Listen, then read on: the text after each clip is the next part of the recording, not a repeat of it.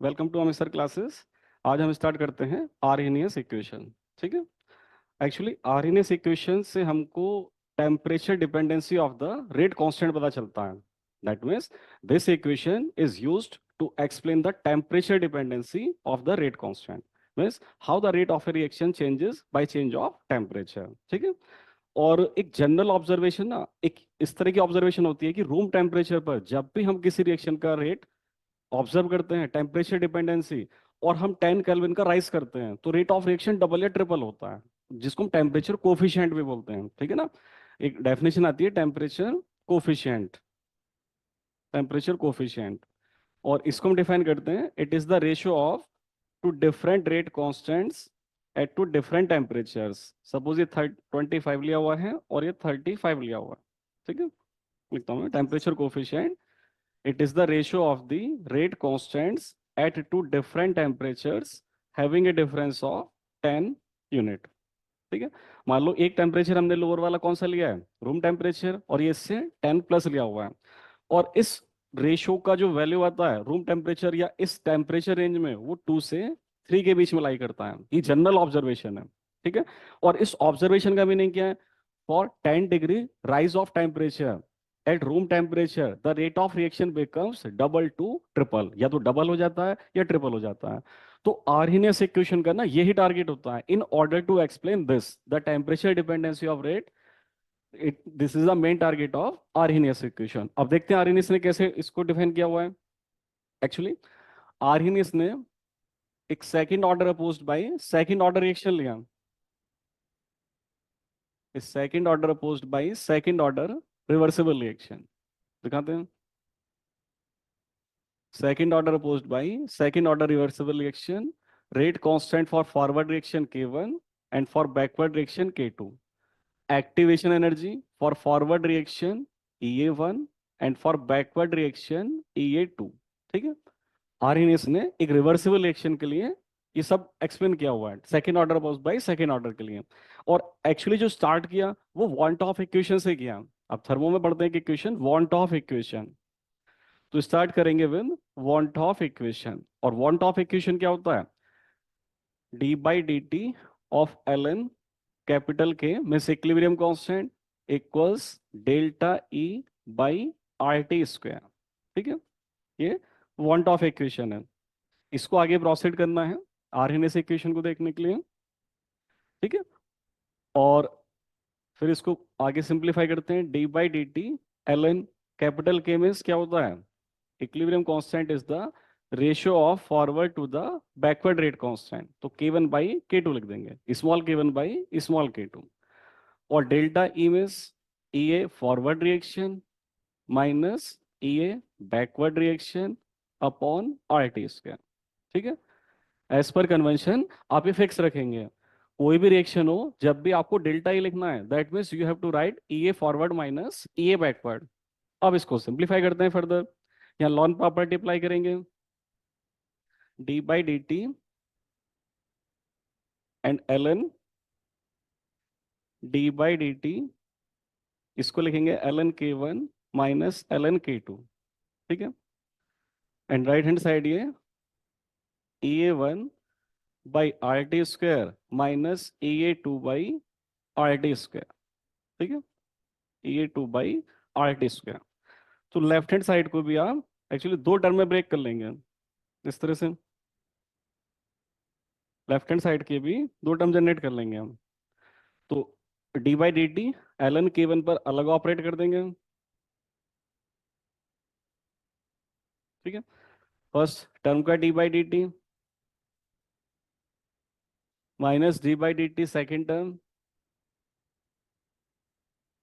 और इक्वल्स ये as it जैसा लिखा हुआ कॉपी करेंगे, EA1 by R T square minus EA2 by R T square. ठीक है। इसको आप सही से लिख देंगे, EA1 by R T square minus EA2 by R T square. और सपोज ये इक्वेशन 1 है, तो one of the trivial solution, one of the solution of this equation number 1 will be by comparing the first term with first term and second term with second term। Left hand side के first term को right hand side के first term के equal कर देंगे, ये हो जाएगा EA1/RT², equation number 2 मान लो। और ऐसे DA/DT ln K2 will be EA2/RT²। ठीक है, इक्वेशन नंबर 3। तो ये जो सॉल्यूशन है, ये इक्वेशन नंबर 1 का one of the trivial solution है, मीन्स एक सॉल्यूशन में भी हो सकता है। और आप ऐसे क्रॉस चेक कर सकते हैं, इनके साथ इक्वेशन नंबर 2 से 3 को माइनस करते हैं तो सेम इक्वेशन नंबर 1 मिल जाएगा ना, दैट मीन्स ये लिख सकते हैं। और 2 और 3 को जनरलाइज करते हैं तो आप जनरल टर्म, ठीक है ना। तो जनरली हम क्या लिखेंगे, एक्चुअली देखो 1 2 का चक्कर हटा दो, फिर आप कॉन्सेप्चुअली लिखो। लेफ्ट हैंड साइड क्या है conceptually, it is the temperature derivative of natural log of rate constant. And what is the right hand side, it is the activation energy by RT²। तो जनरलाइज मीन्स 1 2 का चक्कर हटा दिया। अब variable separate कर देंगे हम।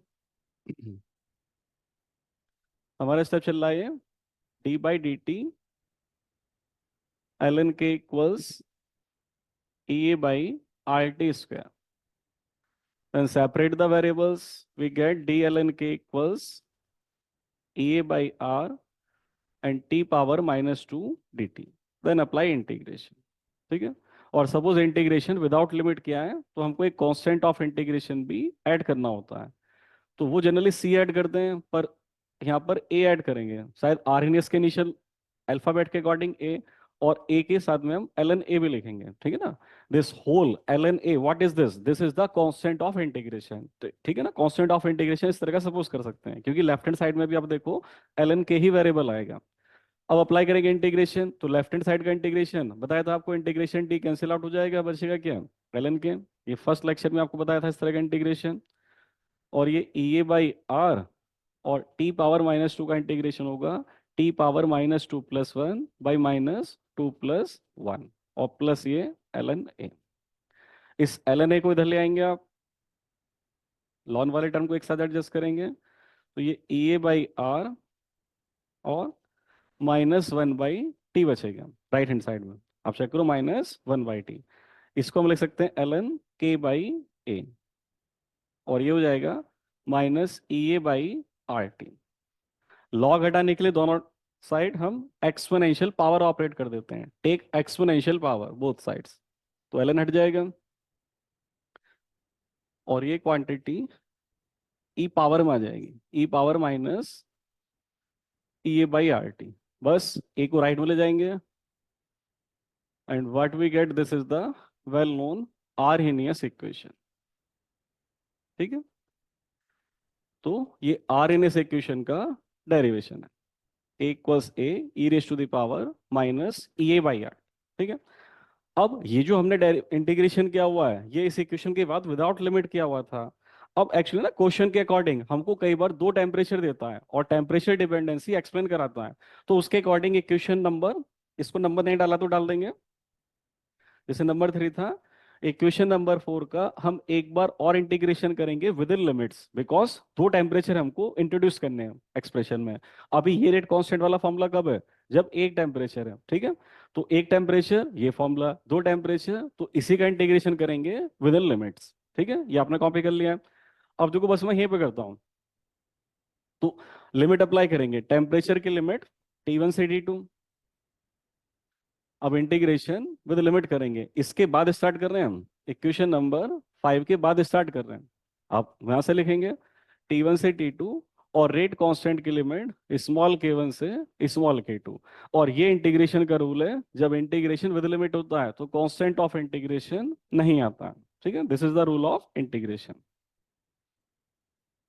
अब इसके बाद, अब देखो इंटीग्रेशन तो सेम ही होगा, बस लिमिट एप्लीकेशन बाकी होगा। तो लिमिट अप्लाई करेंगे अभी आप, यहाँ पर लिमिट k1 से k2, इंटीग्रेशन तो सेम ही रखेंगे, और यहाँ पे लिमिट T1 से T2 अप्लाई करो। Upper limit minus lower limit, और सेम इस माइनस को बाहर निकाल लेंगे भी, -EA/R आउटसाइड लिखा, और ये 1/T बचा। अब लिमिट अप्लाई करो उसकी, T1 से T2, तो इसको लिख देंगे लॉन प्रॉपर्टी से ln K2/K1 equals -EA/R, upper limit T को T रखा, लोअर लिमिट टी को T1 रखा। अब बस इस माइनस को अंदर ऑपरेट कर देंगे तो हमको एक डिफरेंट फॉर्मेट मिल जाएगा आरएनएस इक्वेशन का फॉर टू डिफरेंट टेम्परेचर्स। तो finally ln K2 by K1 will be EA by R minus operate किया तो माइनस वाला टर्म प्लस का बन जाएगा और प्लस वाला टर्म माइनस का बन जाएगा। This is the final expression for the Arrhenius equation for two different temperatures. जब टेम्परेचर का वेरिएशन दिया हुआ है तब इसको अप्लाई करेंगे। ठीक है। सो आरएनएस इक्वेशन का डायरेक्शन हमने कंप्लीट कर लिया है, आप नोट कर लेंगे। जल्दी से रिजल्ट समराइज करते हैं, ठीक है ना। Summary for RNS equation, summary. तो आरएनएस इक्वेशन को समराइज कर लेते हैं। तो देखो एज ए समरी हमारे पास दो रिजल्ट हैं। एक तो A equals A e raise to the power minus E A by R T. ये कब अप्लाई करेंगे, जब हमको टेम्परेचर एक दिया हुआ है क्वेश्चन में। ठीक है। और एक second result for two different temperatures ln K2 by K1 will be EA by R 1/T1 minus 1/T2। तो डिफरेंस क्या है, पहला फॉर्मूला कब ऑपरेट होगा, जब क्वेश्चन में एक टेम्परेचर दिया होगा, और सेकंड फॉर्मूला तब अप्लाई करेंगे जब क्वेश्चन में दो टेम्परेचर की बात की होगी। ठीक है। तो एक क्वेश्चन अप्लाई कर लेते हैं, देखो इससे आरएनएस इक्वेशन से क्वेश्चन देखो इस तरह का पूछा हुआ है, गेट में था ये। The rate constant for decomposition of a molecule are this and this. दो टेम्परेचर दिए हमको, देखो T1 टेम्परेचर है 273 केल्विन, और ये जो रेट कांस्टेंट इसको हम K1 मान लेंगे। पहला रेट कांस्टेंट K1, ये सेकंड रेट कांस्टेंट है, इसको हम K2 मान लेंगे। ठीक है ना, जो इनिशियली दिया हुआ था वो K1 है पहला रेट कांस्टेंट, ये बाद वाला रेट कांस्टेंट K2। और टेम्परेचर इस बार ये T2 298 हो जाएगा, इसमें 273 ऐड कर देंगे, सो 298 kelvin. And question is find the activation energy. तो देखो कौन सा फॉर्मूला लगेगा, बताओ। अब इस क्वेश्चन में एक टेम्परेचर है, दो दो टेम्परेचर है, तो लॉन K2 बाई K1 वाला फॉर्मूला लगाएंगे। ठीक है, एक टेम्परेचर होता तो फर्स्ट वाला फॉर्मूला लगता, तो इसमें फॉर्मूला लगाएंगे आप दिस वन, ये वाला। तो करते हैं apply. We have the result ln K2 by K1 equals EA by R और 1/T1 माइनस 1/T2, या आप उसको ऐसे भी लिख सकते हैं, T1 T2 को ऐसे हम लोग हैं तो T2 माइनस T1 बच जाएगा। ठीक है, ये आप वहां भी लिख सकते थे समरी में, इस राइट हैंड साइड में EA बाई R, यहाँ पर T1 T2 को एलसीएम भी ले सकते हैं, तो यहाँ बचेगा T2 माइनस T1, ये फॉर्म भी लिख सकते हैं। अब हमें सॉल्व क्या करना है, EA, तो एक्सप्रेशन को हम EA के लिए सिंप्लीफाई कर लेंगे। That means we have EA equal to R T1 T2 divided by T2 minus T1 and this ln K2 by K1। अब तो बस आपको रीडिंग अप्लाई करनी है। देखो R गैस कांस्टेंट आपको पता भी होना चाहिए, एंड क्वेश्चन में दिया हुआ भी था, जूल पर मोल। ठीक है ना, एक्चुअली जूल पर केल्विन पर मोल होता है। और एक चीज नोट करना, एक्चुअली क्वेश्चन हमें ना किलो जूल में रिक्वायर्ड है, किलो जूल में। तो हम एक काम करते हैं, इस 8.314 को 1000 से डिवाइड भी कर लेते हैं। अब इसकी यूनिट क्या बन जाएगी, किलो, बस एक्स्ट्रा आ जाएगा क्योंकि 1000 से डिवाइड कर लिया, बाकी सेम लिख देंगे, जूल पर केल्विन मैंने पहले लिखा, पर मोल। ठीक है, यूनिट कन्वर्जन कर लिया, 1000 से डिवाइड कर लिया। इसके अलावा ये तो आर हो गया। T1 कितना था, 273 kelvin, then T2 298 kelvin, correct है। और नीचे T1 T2, ओ सॉरी, हाँ T1 T2 का मल्टीप्लाई आ गया है, T1 लिख दिया, T2 लिख दिया, T2 माइनस T1, तो T2 माइनस T1 क्लियर दिख रहा है, 25 माइनस 0 या 298 माइनस 273, तो ये 25 केल्विन भी है। ठीक है, और यहाँ पर ये तो आउटसाइड वाला फैक्टर हो गया। अब ln वाला, ln K2 बाई K1। ठीक है, अब देखो K2 कितना था, ये 2.64 इंटू 10 पावर माइनस 4, यूनिट लिख देंगे सेम जो भी लिखा हुआ है, लीटर पर मोल पर सेकेंड, ठीक है। और K1 इतना है 0.237 इंटू 10⁻⁻⁴ लीटर पर मोल पर सेकेंड। अब बस देखो, कैलकुलेशन आपको ही करना है। हाँ, यूनिट मैच कर लेते हैं। देखो, एक इस केल्विन से ये केल्विन कैंसिल आउट, इस वाले केल्विन से ये केल्विन, और ये यूनिट कंप्लीटली कैंसिल आउट हो रही है। तो फाइनली यूनिट क्या बचेगी? किलो जूल पर मोल, और यही रिक्वायर्ड था। आप सिंप्लीफाई करो जल्दी से, फाइनली आंसर आपको किलो जूल पर मोल ही मिल रहा है। गेट का क्वेश्चन है, कैलकुलेटर अलाउड है, कोई प्रॉब्लम नहीं होना चाहिए। ठीक है, कर दो जल्दी से कैलकुलेशन। अब भी करेंगे जल्दी से आप इसको। आंसर की जो दिया हुआ था ना, वो एक्चुअली 65 से 66, जो गेट की आंसर की ने दिया था, इस क्वेश्चन का आंसर 65 से 66 किलो जूल पर मोल में दिया हुआ था। गेट के आंसर में एक रेंज देता है, तो ये आंसर दिया हुआ था, आप चेक कर लेंगे, इसी के बीच में समथिंग कुछ ना कुछ आंसर आ जाएगा। ठीक है, आप चेक कर लेना, जो भी है 65.21 समथिंग ऐसे कुछ आंसर आ जाता है।